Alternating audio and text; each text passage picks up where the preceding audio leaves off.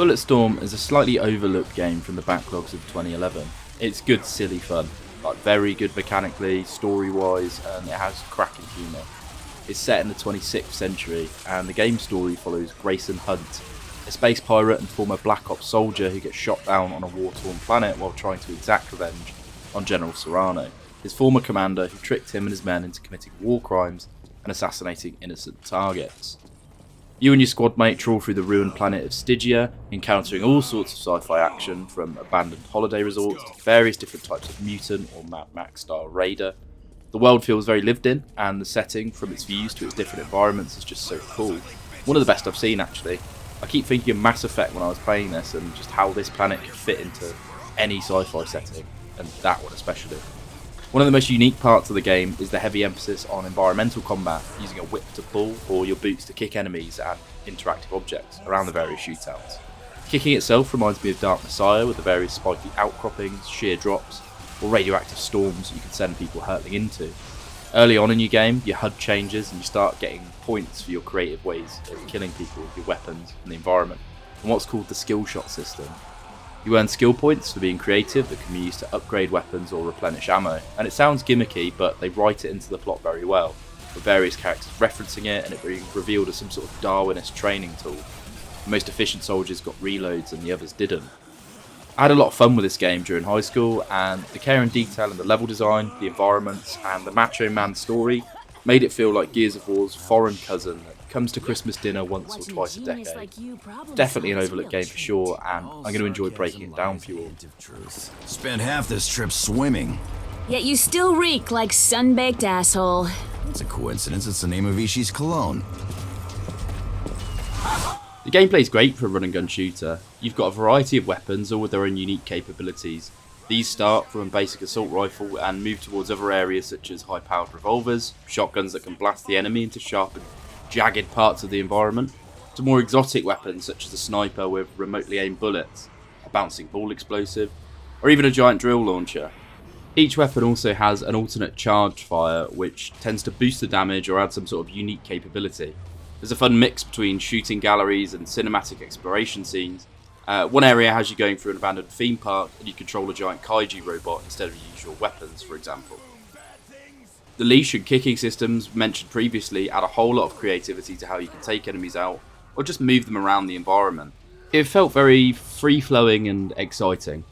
The enemies themselves vary, with different clans being introduced throughout the game, each with their own strengths and weaknesses. Some enemies can be heavily armed, others incredibly quick and able to dodge some of your attacks, or maybe only vulnerable from certain angles.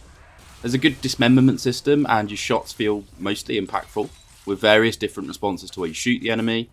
And we're talking like limbs can fly off, heads, you can even clock dudes in the throat and the game picks it up. It's a terrifically responsive shooter. Enemies are differently armoured and tend to have obvious weak spots. Others you can't get into melee range without them kicking you back, and again, some are so agile they can dodge some of your bullets. I didn't realise until I'd played through the game for a substantial amount, but there's certain enemies that you can't leash because they're too quick, they just dodge the attack, but if you shoot them first, they're too distracted to dodge. And it made me feel very much in control, very powerful. I'm an agent of an elite unit working my way through bumfuck nowhere against a bunch of untrained raiders and mutants, and I felt like the powerful one. The action was very well accented by transitions between different zones, flying through vehicles, collapsing environments, or shock twists that worked to keep a good balance between mindless violence and suspenseful storytelling. There was a multiplayer back in the day that I remembered enjoying, but it's quite dead today, so I'm not going to be touching on that in this video.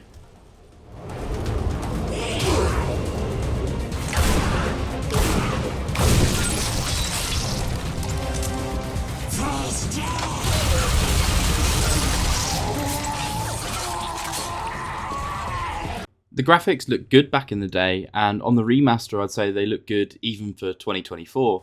They uncapped the frame rate and added an FOV slider which seemed to go down well with the community. Though I've seen people compare this title with Doom, because that came out in recent times, and saying it comes, second place.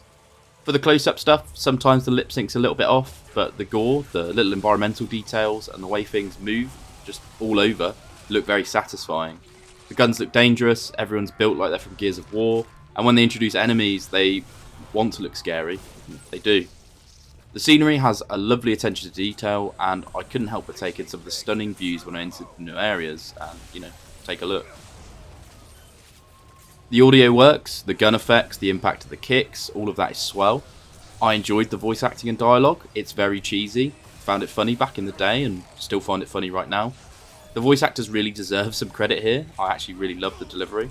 Some of the writing might be a bit racy for 2024, and some of the innuendo a little bit forced, but I still enjoyed the comedy being put forth. It's like an old school action film with someone like Arnie or Bruce Willis at the helm. It's cheesy, but intentionally so.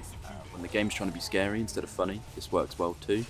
Something to note is that you can turn off the mature language and the gore in a similar way to Brutal Legend, which, a choice is a choice. Are you calling me from the job site? You ignorant piece of shit! Shut the fuck up! Answer me a question. These people, have you had us killing innocent civilians? What in the name of sweet Mary Mother of Christmas did you think you were doing out there all this time? You namby-pamby cocksucks are Confederate-sanctioned assassins! You told us the targets were gun runners, slave traders, mass murderers. Yeah, I lied! So... As sort of previously mentioned, the story is very cheesy action sci-fi. I can see this being divisive amongst players. Like, some people will hate it, some people will love it. I found it very engaging, and for the sake of this video, we're going to look at it beat by beat. It was about a 5-hour playthrough, so expect spoilers from here on out.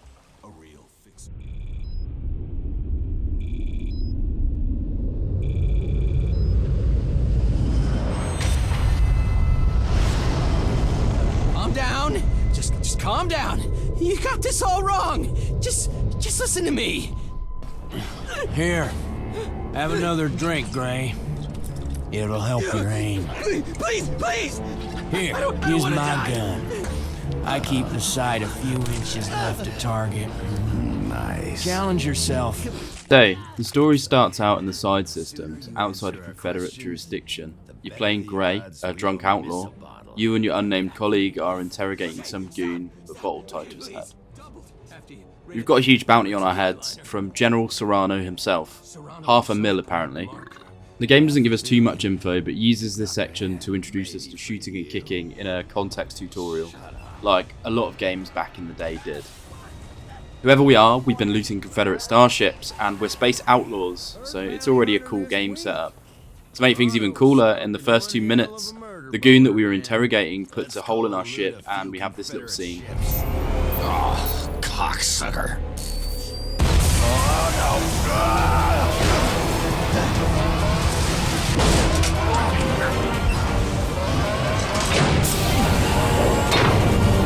You said you searched him. Don't delegate important things to the intoxicated. Our crew consists of 4 men. Us 2, a doctor, and a navigator. Our navigator turns out has found something very special for us. Not going anywhere. That's the Confederation's prize warbird. General Sarrano will be on board. Christmas come early, boys. We got us some mass murdering piece of shit out there waiting on us to deliver some reparation. We're with you, Gray. Sarrano hung us all out to dry. I ain't dry no more. No, you're drunk. Again. Against the better wishes of the crew, we start firing on this massive ship with a mounted turret section. This ends about as well as you'd expect when we're flying the space equivalent of a Fiat 500. Gray's last act of drunken rage is to take the general's ship out using our own. Game over.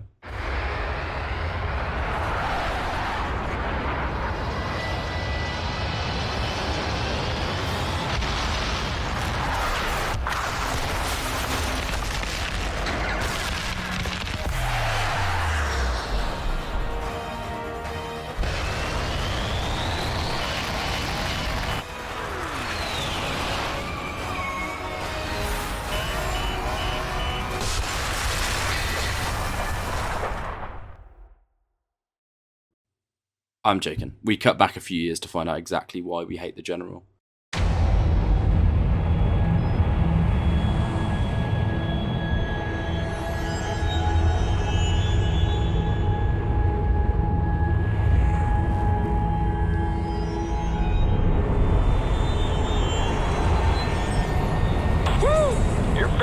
Zero gravity boots make assassination time fun, Doc.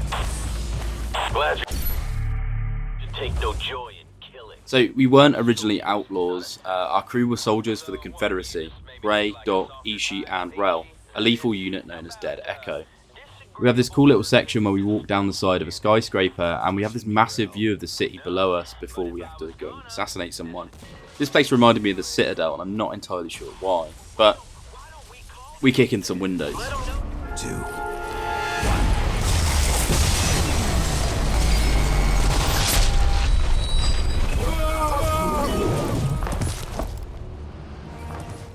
Ishii decides to go through our target's emails to reveal every hit we've done for the General has been against innocents who oppose Sarrano and his dirty politics. Security get called in, we're ratted out by Sarrano, and we have our first experience of the shooting. We could kick and blast these guys, destroying the environment as we go, until it eventually moves to a cutscene.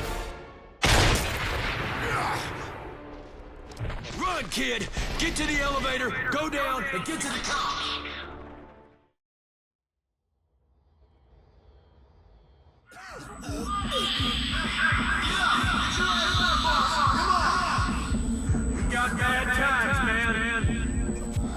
So far, we have our motivation, our villain, and I rock with it. It's not exactly breaking new ground, we're not really playing Shakespeare here, but regardless, we cut forward.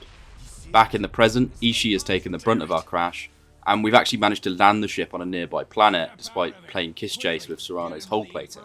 The Doc can fix Ishii with his experience in cyber patch jobs. It gets a little bit cyberpunk here, as our first task is getting a charged fusion cell to power this bio-welding machine. Any of the escape pods from the Ulysses ship would work for this, and so we head out onto the planet proper. Of course, we're not alone here, and we have to fight our way down out of our own ship. Feral bandits straight out of Mad Max are breaking in, trying to, get the special loot inside. There's enough exposed wires and debris that we can kick these guys to their death. A lot of them are built like goons from the Arkham games, or, Joe Rogan. And where we've landed is this dusty, deserty outcropping. We can see the Ulysses crash ahead of us, and Ulysses took that bastard down with us. we can plough through the goons without any concerns. Ammo's unlimited in this section, and our health regenerates. It's your typical mid-2000s cover shootery type thing, just without the cover. Eventually, we encounter one of Sarrano's goons, and he's under heavy fire. The new squad's called Final Echo, and they're using a special piece of equipment called a leash. A lot of this game's built around the leash, a lot of the marketing as well, and it's quite flashy. If we slap it on ourselves, we can use it, and it's like this force pull type ability. It lets us get to the fusion cell that we need. The leash is surprisingly simple, but as I said, iconic bit of kit we see in this game, with a lot of the environment built around us using it. Pulling enemies into spikes, or pulling enemies just to shoot them, pulling explosives so that we can shoot them above enemies. When we get back to the Doc with the cell, he can begin his repairs, though some unwanted guests decide to crash our party. Apparently Doc isn't needed for the machine to actually run, so we can defend this room until it goes pop. Cocksuckers! Great! Good serving with you, boss. Shoot me! Do it!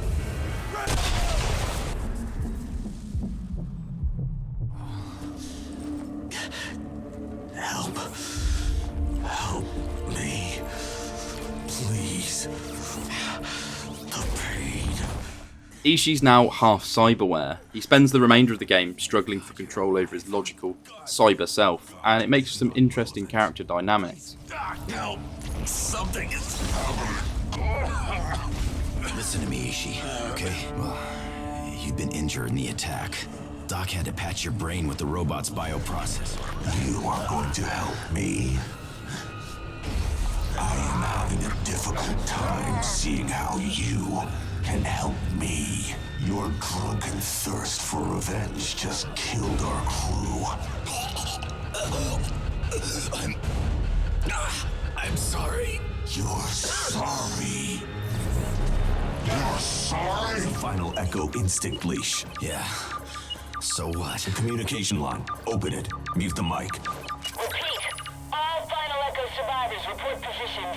Priska, this is Sarrano. I'm alive, but stuck on some damned hotel rooftop. Shake that sweet little can of yours. Locals are congregating. I'm in the shit here and need some help. Any other Echo survivors, switch to tracker, zero in on my location. I'm off to guard the General downtown. Sarrano. Motherfucker is here. Our goal now is to find the final Echo's commander and use her to get to Sarrano. To not only get off world, but to get Ishii fixed.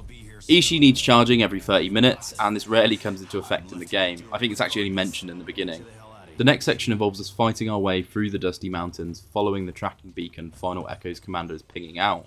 There's a lot of fun combat here involving exploding barrels and kicking, and while simple, it's very effective. Ishii's hanging on the ropes. We find our first drop kit, which we can leash to interact with.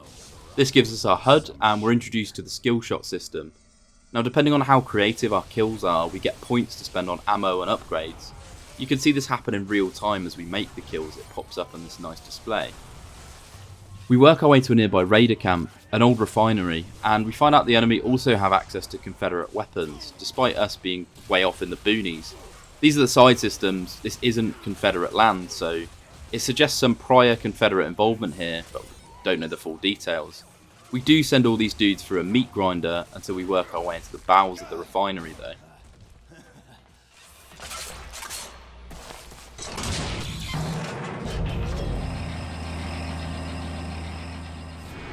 Now there's a lot of running and gunning, and so I'm only really going to stop to point out interesting sections and points of story note.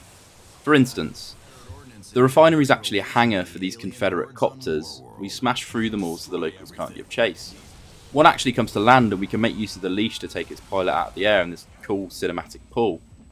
As we advance further, one thing I love about this game is the world building and the level design. We're constantly fighting through a series of interesting locales. Outside of the refinery, for instance, is this sprawling bandit camp, and the whole structure is like this sci-fi shanty town with mining equipment and hastily put together structures strewn everywhere.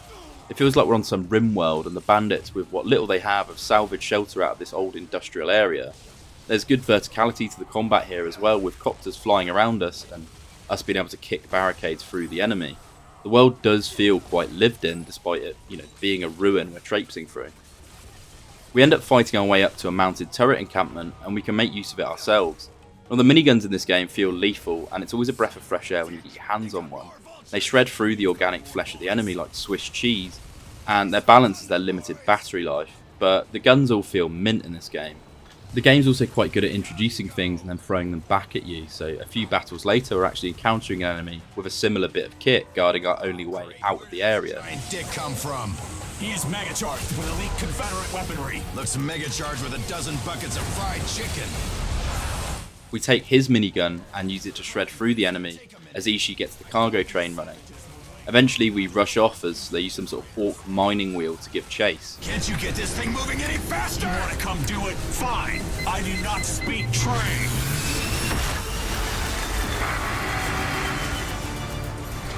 The train section's very reminiscent of Lost Planet. I remember there being one mission or another, I think it's Lost Planet 2, where you're on a big train. And a bunch of raiders give chase on vehicles as we have a one-time unlimited charge minigun to take them out. The game's really good at these massive set pieces. The endless waves with the wheel chasing in behind add to the suspense, and I actually died a few times here as the enemies send their own train with minigunners after us. Eventually we're fighting against torpedoes that glide over the sand dunes, and there's some skeletons of some giant unknown beasts behind us. It just keeps sort of ramping up and up and up. It even reaches a point where we get rammed almost off the tracks and we have to climb our way down from the wreckage. You okay? Alive. I didn't know my ass cheeks had bones that could be broken. Looks sturdy enough. We're about to find out. The dusty dunes then getting replaced with this jungly river below us. We encounter our first enemies with these firework launching revolvers that were probably my favourite weapon in the game. They pack enough damage that they can one tap with a headshot, and their charge fire can light enemies on fire at range, causing some mass hysteria. We fight our way further up the river with a copter ahead that we might be able to use to escape. We do have to cut through a nearby cave to get to the cliffside, and the place is massive.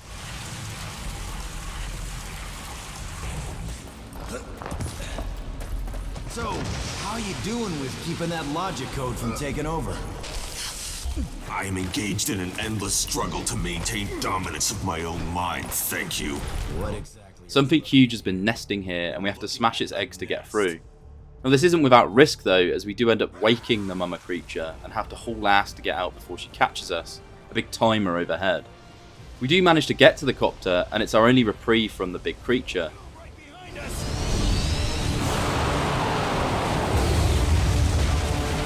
Right, the train's leaking fuel, shoot it!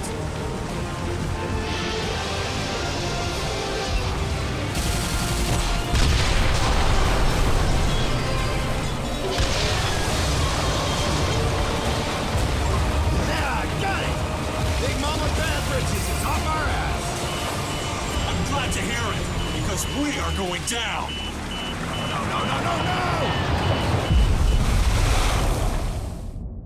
We manage to drop some rubble on Big Mama just as our weight takes us down, and Ishii has a little tantrum as he goes full cyborg, but we advance on. All right, let it out. I'm fine. And I don't think so. Who knows what the water did to your sutures or the robotic shit. I'm fine. All right. Take it down a notch. Yeah, let's go. The next area has a beautiful skyline, akin to what I can only describe as sci-fi villas. There's a huge city on this world, and all we've seen is savages, but we've no clue why yet. It doesn't quite add up. You always get this sense that maybe we'll get a bit more if we head deeper, and we fight our way through the villas, and at this point the game's feeling more like Gears of War, just without the cover shooting. We're blasting through ruins here, and it has the same sort of air to it. There's one area where we actually find a classical music disco, and classical in their world's Burn Baby Burn. Burn, freaky burn! We blast through other quite stunning visual areas, eventually getting to our first explosive weapon. Now you can carry 2 sidearms on your assault rifle in this game, with drop kits at every corner allowing you to switch. I can't overstate how cool some of the areas are here, with fans to kick enemies into, balcony shootouts. They somehow managed to keep the combat fresh throughout the game, even with the quite simple systems at play. You are just sort of pointing and shooting here. Just hats off to the level designers. We do eventually find the pod the Echo Leader was housed in, and a bloodbath around it. She's obviously a capable soldier, and we have to keep tracking her down. She returned their hospitality. We are tracking a capable soldier. Yeah, but she left a trail, so she doesn't know we're shadowing her. Damsel in distress, front and center. Hey! Identify yourself or I will open fire! Oh, listen, lady, please. We've been stuck here forever. Help us get an evac off-world. Yeah? Go fuck yourself! You shitpiles give chase, I will kill your dicks! She's actually voiced by Jennifer Hale, who you might recognise from Brutal Legend and other such voice acting roles. Here we find her. We fight our way through with her blocking our advance at every turn until eventually our only route is through the monster Terror Dome, a 7D fun attraction. What the dick? Score one for the lady.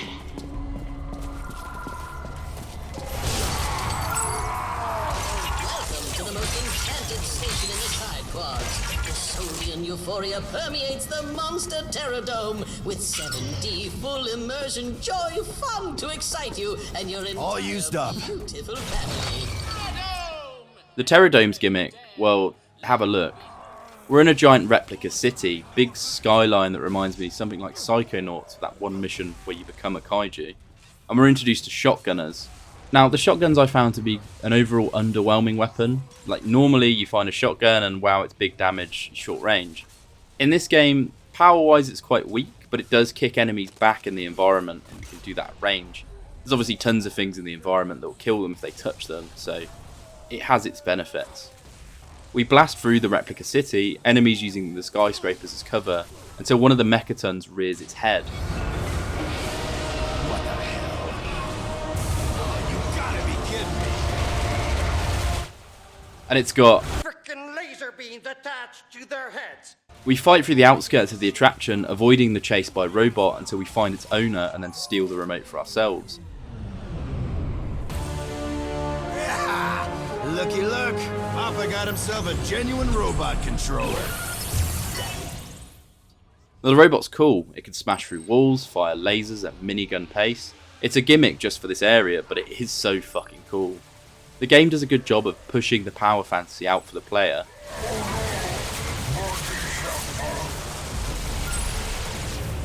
Let's move out. Oh boy, I don't like the sound of that. After a long old fight, we hold a wee memorial for our robot as we head deep below the villas. This probably marks about the quarter way through the gameplay. We've crash landed, fought our way through the gang known as the Skulls, and given chase to the final Echo Commander. It's time for a little mix-up around here. We head into a dark pit, and the Skulls were guarding this pit for some reason or another. When we get in there, you get a few of these little jump scares, and the area is, on the whole quite creepy. Something new's down here, different to the Skulls. We're not in the caves for too long before we're spat out at a nearby dam. The Echo Commander is at the dam being swarmed, and we actually get a waypoint to head to her. We have this fun little joke with Ishii on the elevator at the top of the dam. Nice view. You wanna make out? Just two gruff, military-hardened dudes sitting in an elevator, snuggling out their woes in a totally hetero way. Huh. Ah, that's a nervous chuckle.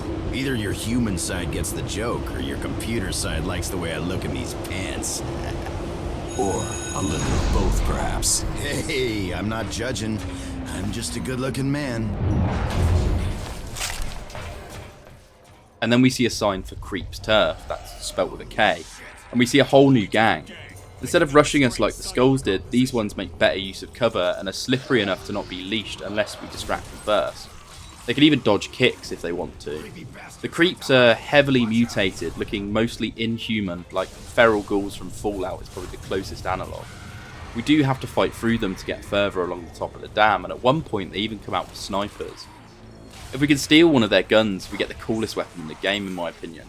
You get a sniper that you can control the bullet after shooting, and it's really neat. I never really got bored of using it, even if it is tricky to aim at first.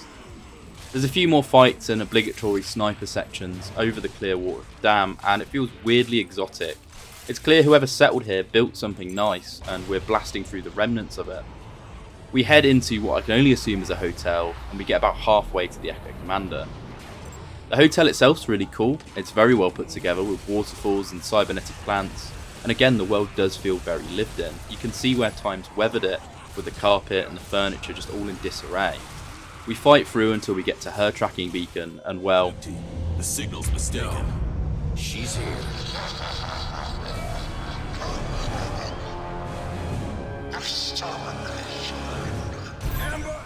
It turns out the creeps are smarter than we give them credit for. Luckily they don't have the heavy ordnance of the Skulls, so we just blast on through into the lower areas of the hotel. The power station beneath it is something quite dark sci-fi, having been converted into some sort of makeshift prison by these creeps. Eventually though, we do rescue our damsel. I feel bad calling her a damsel because she's actually a true femme fatale. She takes absolutely zero shit. You're full of a napping, punk!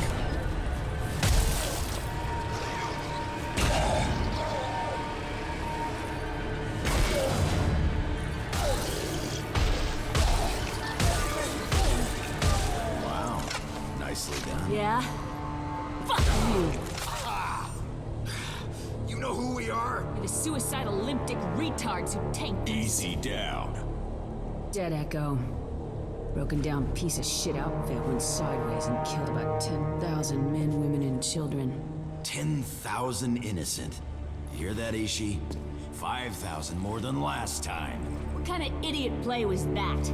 So wildly outclassed. Why didn't you morons just warp out? We didn't have a choice. With the Confederate price on our heads. Had to take Ulysses down before... Hey! Stay cool. Let's keep talking. Where is the evac point? Hey! Are you going to help us? Knock it off. We all want one thing. Off this rock. This place is far too treacherous for you to survive alone, sister. We help you get to the evac. You help us get off-world. That's the deal. Fine. But if either of you touch me again, I will butcher you. Let's go. Hey, calm the fuck down. I get it, we can't trust her. But we do need her alive. I do not trust either of you, and I will not hesitate to gun down the first who betrays my confidence. I'm sorry. Okay, good. Let's head out. Understood. Turns out Sarrano had lied about us, but we form a tentative alliance with the woman, and if we can make it to evac, all of us can get off this rock. The commander of Final Echo is called Trishka, and she reminds me of any of the women from the Riddick films. She informs us of the planet dynamics. The Skulls are a human gang banditting about, and they use the creeps as cattle because there's no food around. The two groups obviously disagree with this, and we eventually exit out the top of the dam. The first thing you see is this massive wheel, which I thought was the mining apparatus from earlier and the Skulls have chased us, but it's actually just part of the dam. And we fight through the Skulls to cross it, and they're again carrying heavy munitions, but it's nothing we haven't seen before. We managed to fight across some scaffolding attached to the dam, giving us some prime opportunities to kick goons to their doom.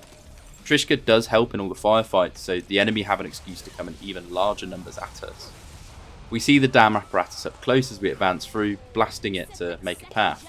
Trish seems to hate this, and eventually in a big I told you so moment, the scaffold we're on collapses and we make a jump for it. This is your plan? We have to go! Ah, to hell with it. Roll the dice!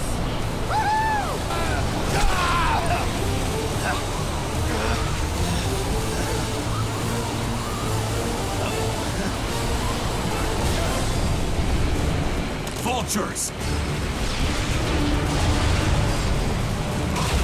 Landing, we smash through some copters before drifting to the city proper. Trishka has a teammate down that will have a leash we can use to get an evac. Apparently ours has just become compromised because we bonded to it. The city's a quiet ruin, completely falling apart and overgrown, and Trish tells us to keep quiet, but things don't really plan out that way.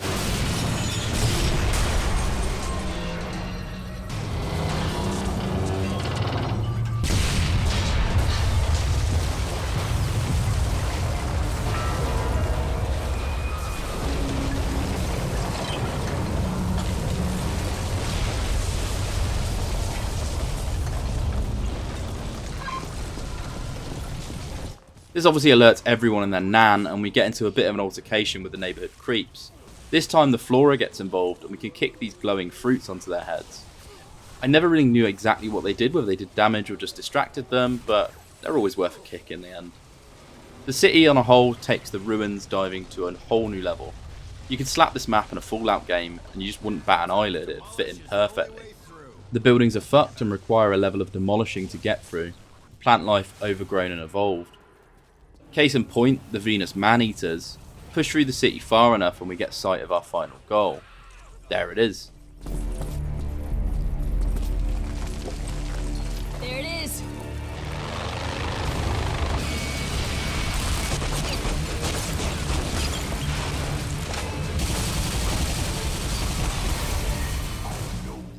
Ishii's getting more robotic as the game goes on, and I imagine he's losing his fight for control, which doesn't really work well for us.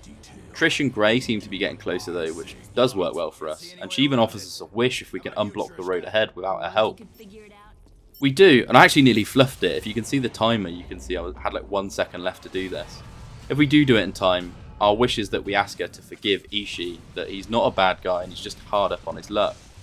It turns out the city was actually inundated with solar radiation, hence all the mutants, and Trish tries to explain this to us before a Skull Banshee ship attacks us.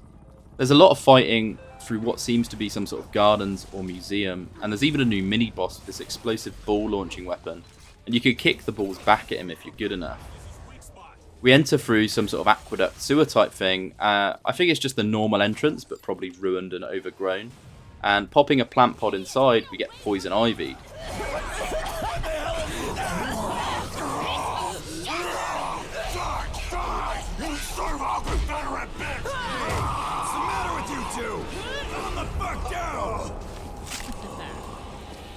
Psychotropic disassociatives inside those things. Man, it causes pugnacious hallucinations. Anti-peace. Now, if we pop these things around enemies, they'll attack everything around them in, a big sort of chaos confusion effect. Pushing on, there's a bit of combat with these involved. Like I said before, the game's good at introducing things gently and then sort of throwing them back at you. It lets your brain make the connections ahead of time, and it's just very good design overall. Going to the surface of the gardens, Ishii, well, he gets vored, we get turned on, and we start hunting for him. The next section's a fight through the gardens as we chase after this underground plant holding Ishii.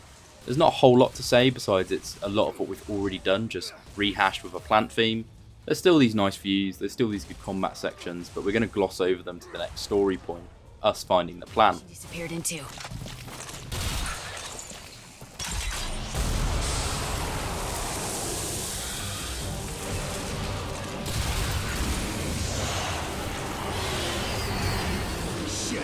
Ishii's signal is coming from below it! Probably already shit him out. It's the first real boss fight, and we have to blast this thing just full of ammo. Eventually, it'll reveal these weak points, Resident Evil style. And the whole game plan is really just to keep moving so it can't grab us, to stay at range of it so its roots can't throttle us in melee. And it does start throwing out these pollen sacks that chase us as we, try and avoid it at range. But just keep the firepower up, shoot the weak spots, and eventually it'll go down. It's an alright fight, if quite simple. They're not really breaking new ground here, but you can see where they've taken inspiration from, really cool points in other games and slapped it all together into their own. I was happy with the fight. It mixed up the monotony of fighting human enemies, to be fair, and it does get us back to Ishii. Things speed up a bit as we fight through the ruins of the city, and Trish reveals the background for the planet. That Sarrano was given the task to clean the place, and he used it to test Final Echo. Hence all the drop pods, the skill shot system, all the readouts. I really like how they write everything into the game. It makes it, what would otherwise be a very immersion breaking element quite immersive. We fight through some sideways buildings with a ton of cool visuals and use an elevator to escape. That's all you gotta say.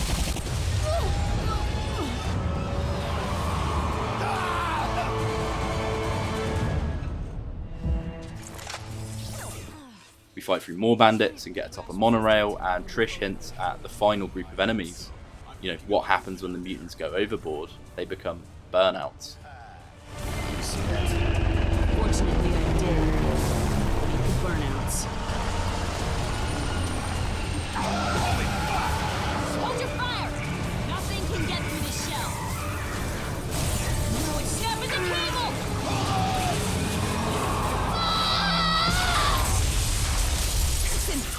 The burnouts are our next group of enemies, and they're rough as fuck. You have to shoot these little Resident Evil weak spots on them. They're fairly low health if you hit them there. They don't take a lot of ammo, you just have to be good at aiming. They're melee only enemies, and they hurt if you let them get too close, and I like them a lot. It's a fun mix up to the way you fight, and you have to play a bit more tactical, you just can't let them swarm you. Well done, game.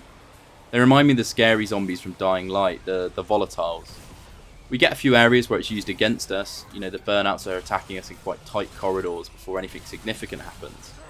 The whole section's very hectic and you feel like you're running for your life. Things only get worse when a hyper mutant comes out, and it's a burnout without any weak spots.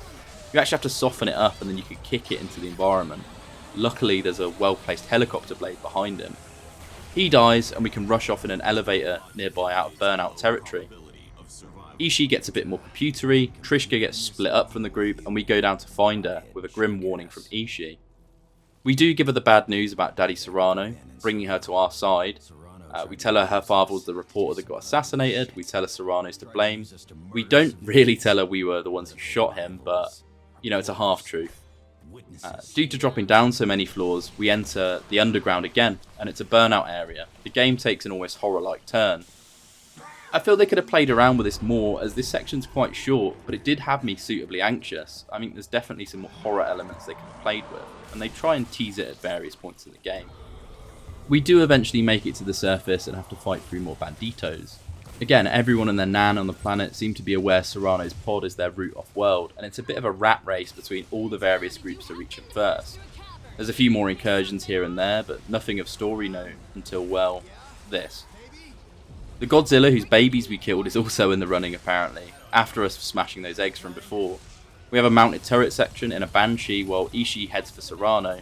It's quite cool, you've got unlimited ammo, your minigun tears things up, it's action packed and that would describe it in very simple terms.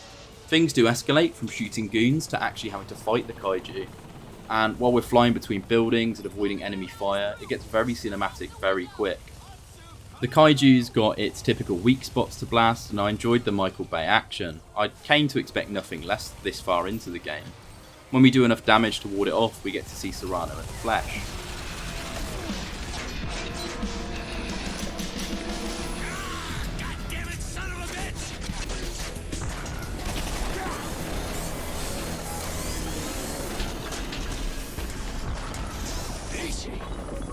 What the hell happened to your face, son? We have to move, now! Move your lady parts! Prime in the self-destruct! There is no time!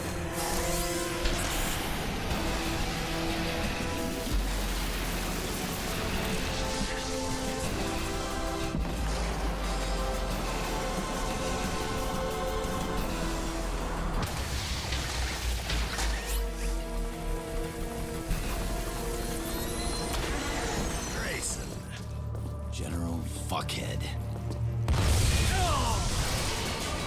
Awful damn kind of you to aid Trishka in my rescue. Trishka, please show this mutinous pile of excrement our appreciation. We have something to straighten out first.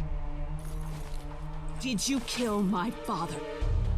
I know fuck all about your father. Grayson here, he's manipulated you. Tell her the truth. Put the gun down. You're kidding me. I am not. Your righteous indignation has cost me enough. Sarrano will have an evac jump ship coming for him. I will be on board, as you promised me. Looks like I got a new best friend. All right, Ishii. Promise is a promise. I am wholly uninterested in whatever bullshit you people have to resolve. If either of you had a hand in the death of my father, I'll die happy knowing I took you both with me. Okay. I see we're all a bit upset. I see that. But friends, we got bigger fish to fry right now. The corporation that built this putrid mistake resort has commissioned me, at great cost, to detonate a DNA bomb that will dissolve all life, while leaving the city perfectly intact, allowing said corporation to come in and rebuild. Maybe not the best time to bore us with your mission deets. Well now, hold your dick for 1 second, you fungal rim job. This DNA bomb is set to detonate in 2 hours. My rescue squad won't arrive with a jump ship for 3 hours. Now, can you halfwits do the math and see the problem we face? He's telling the truth. No! Son of a bitch! Think for a second, boy. You kill me, no jump ship home. You both die. How I see it, I did you a favor. She would have discovered your dead Echo Squad where the folks done killed her old man. Come on, you dandy tarts. Gamma storms are brewing. So, if you puss sticks want to live past the next couple hours, we need to get cover. Get to making our way out to the Ulysses and deactivate that bomb. Be sensible. We can still get out of this alive. Don't know if I can live with sensible. He throws Trish away, and we're stuck on protection detail, knowing full well there's no other option to get off world. From a narrative standpoint, it eats balls for the characters, and from a player's perspective, it's an enjoyable twist. Like, Sarrano's this abrasive asshole, and he's responsible for all our problems thus far. And now we've got to escort him on friendly terms. Shit happens. We fight our way down from the top of the building, and there's a gamma storm now, making any exposed area lethal. This is a radioactive ruined planet. This does give us a new target to kick into, but also makes the environment lethal to us. We can't go anywhere, with an exposed overhead. I'm glossing over the fights at this point really just for the story. And it turns out our bandits are all convicts stored on this radioactive planet. We trudge through maintenance tunnels formerly used to house prisoners, and well, look at this. Be precise. So what's with the toxic waste? Byproduct of the city's gamma filters. Officials stored it down here while they dug up the hills for a place to bury it. Mean shit in those hills. Yeah, Well, the Yardbirds were getting sick, dying, mutating, and what have you. So, the goofball, miscreant ball tuggers decide to rise up and demolish the gamma filters. No more filters, no more waste. Nothing to protect from the storm. The burnouts make another appearance, and there's even some sniping scenes down here. Sarrano's commentary throughout the whole thing's quite cool. He's an arsehole and he knows we can't kill him, so he takes full advantage of that. Eventually we make our way towards the exit, nearly fooled by some non-humanoid fauna. These horrid little facehugger looking things that, again, I feel were underutilised. We see a lot of burnouts running for them and they have acid blood, but we only really run past them or shoot them in the elevator section. They'd have made cool enemies, and again we could have touched on some of these horror themes, but the game doesn't seem to want to do that. Speaking of the elevator, when we get to the top, we can take a nice steel zipline down to Sarrano's flagship. We fight through, and there's this one cool part where there's all this fuel in the air, so we can't use our guns or the whole place would explode. We have to fight burnouts with just kicks in the environment, and it's a nice twist. We get to the DNA bomb scheduled to blow the planet up, and it's revealed that Sarrano's double-crossed us. We've just set the bomb under the ruse that we were defusing it. Silly bald man. There's this weird skulking around the air vents trying to escape, but we just keep getting routed back to the bomb. Eventually Trish does save us, with the game even acknowledging its own Deus Ex Machina. We fight towards Sarrano's evac vessel. There's several fights here I'm skipping, until eventually we make it on board. Some of his own soldiers now are the new enemy group we have to fight. In mechanical terms, they play like the Skulls, but with more health and a different charge shot. They do look absolutely bitchin' though. We fight our way through waves and waves of them en route to Sarrano, with his verbal taunts over an intercom as we fire through. Trish is actually racing against us to get to Sarrano, and well, she wins the race. You lose again, Gray. The lady beat you to me. Did you kill my father? Always wanted to fuck you, and now you come to fuck me. After all I did. You kill my father! Sure I did. Whoa, hold your fire, dandelion. Ain't you curious who I gave the order to? Who pulled the trigger on the work? It's a doozy. Dead Echo. Primary on the job. That puke dick, right there. Same man killed my crew and your final Echo squad. You...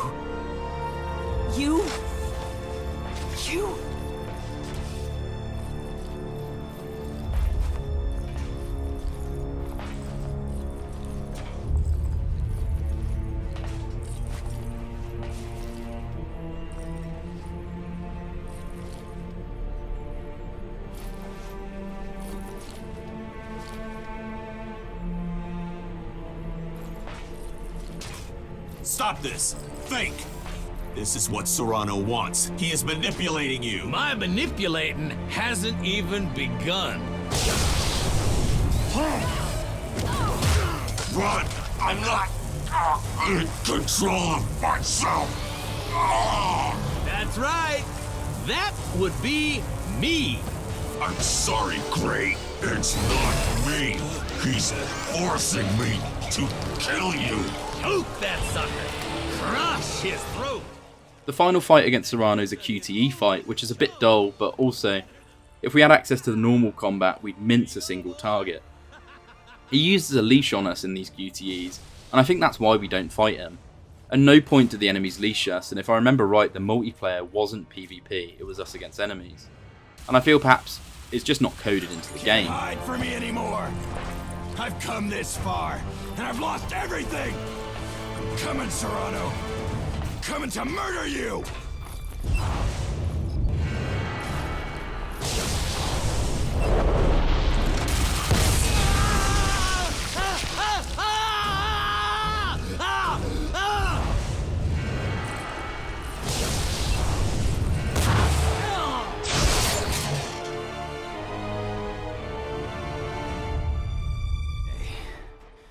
Ishii's left bleeding. Trish and Gray do a huge montage fight to get to an escape pod and ride the blast out as we get this nice final cutscene where we see everywhere we ventured through, and it's great. There's even this baller epilogue, so just watch.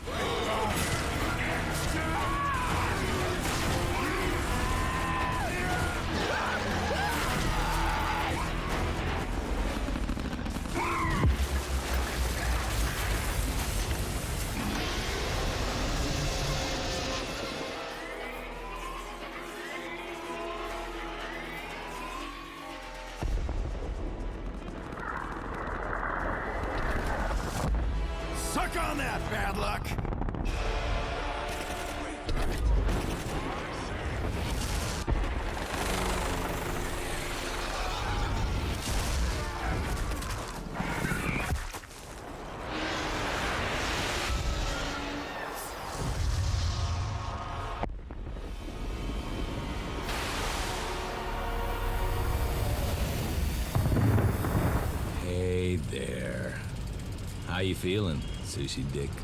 You see God while you were gone?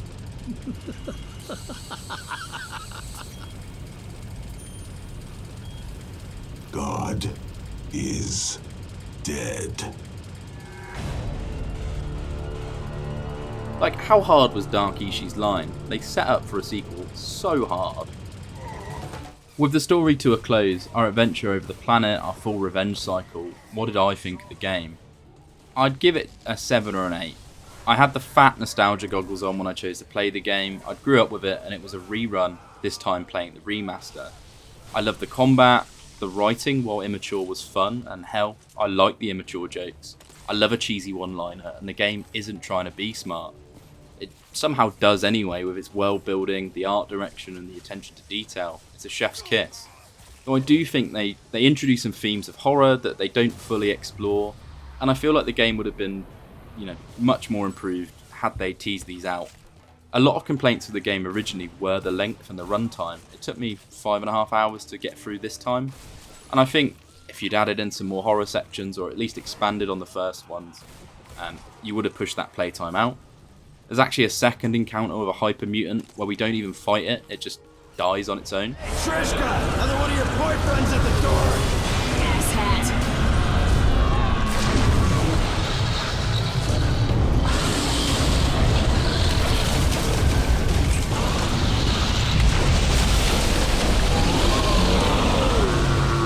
I feel like there was more planned, they just never got round to it. Will I replay it? Probably not for a few years. Did I enjoy the one run through? Yeah, I did. Is it a good run and gun? Yeah, it's got some unique elements that go with the genre so well. The combat's good, the enemy's good, all the different hitboxing, the placement, the different types of fight you can come up against. They mix it up so well that there's a lot in this game.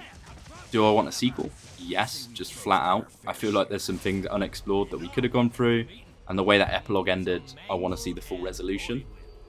Is it worth the $29.99 price tag on Steam? Most likely not. I'd get it on sale. Like, it did take me 5.5 hours to finish, and to blow 30 on a 5-hour game isn't usually my go-to. Plus, with the multiplayer gone, you've got sort of one less thing in there. I do recommend it. Trish is hot, Sarrano's horribly funny, Gray's a good character, over and out smooth brains. Pull the lever to access the console. Enter the following code. URADUMBTIT. Now, press the yellow button to confirm.